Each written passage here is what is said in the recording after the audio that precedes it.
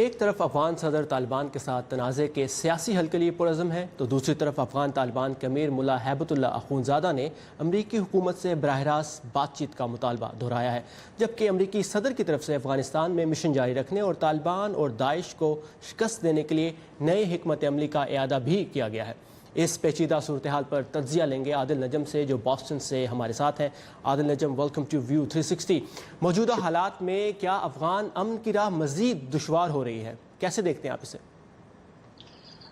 میرے خیال میں جو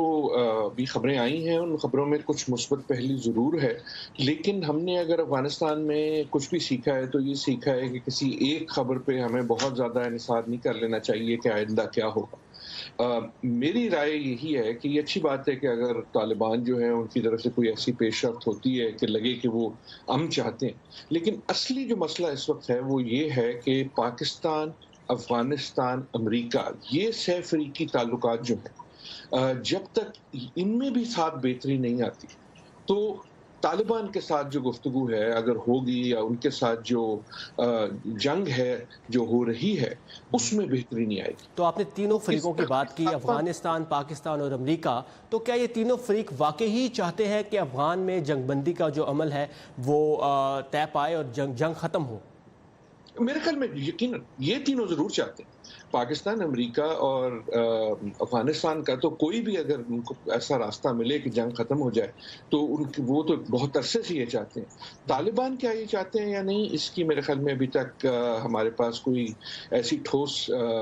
ثبوت نہیں ہے، اور لیکن اصلی مسئلہ یہ ہے کہ پاکستان، افغانستان اور امریکہ چاہتے ضرور ہیں، لیکن ان کی ذہن میں جو ایک ویژن ہے کہ امن کی کیا صورتحال ہوگی وہ مختلف ہے۔ صحیح، تو اس میں رکاوٹ کیا ہے؟ اگر تینوں فریق یہ چاہتے ہیں کہ جنگ ختم ہو اور سیاسی حل نکالا جائے اس مسئلے کا، تو آپ اس میں سب سے بڑی رکاوٹ کیا دیکھ رہے ہیں؟ کہ ان کا سیاسی حل مختلف ہے، ان کا جو گول ہے وہ ایک ہے لیکن ان کا سیاسی حل مختلف ہے، اور میرے خیال میں جب تک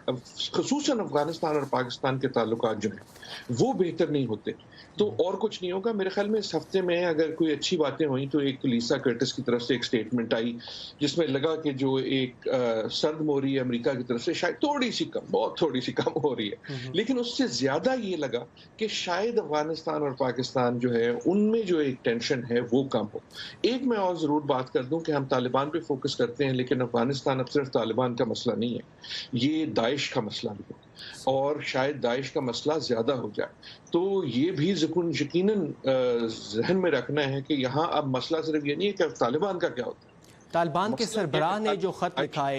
دیکھیں طالبان کے سربراہ کی طرف سے ایک خط سامنے آیا، اور پھر امریکی صدر نے بھی امریکی کانگریس کو خط لکھا جس میں کہا گیا کہ افغانستان میں جنگ میں تیزی لائی جائے گی اور اس کا مقصد یہ ہے کہ سیاسی حل کے لیے موزوں حالات پیدا کیے جائے۔ تو وہ موزوں حالات کون سے ہو سکتے ہیں؟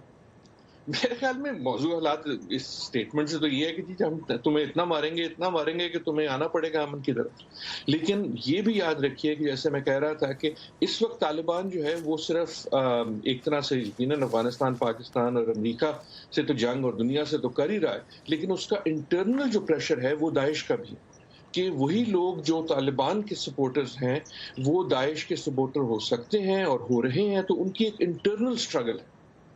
اور پارٹلی ہم جو طالبان سے باتیں سن رہے ہیں اس کا جو محور ہے وہ صرف امریکہ، پاکستان، افغانستان نہیں ہے، لیکن ان کی انٹرنل سٹرگل ہے۔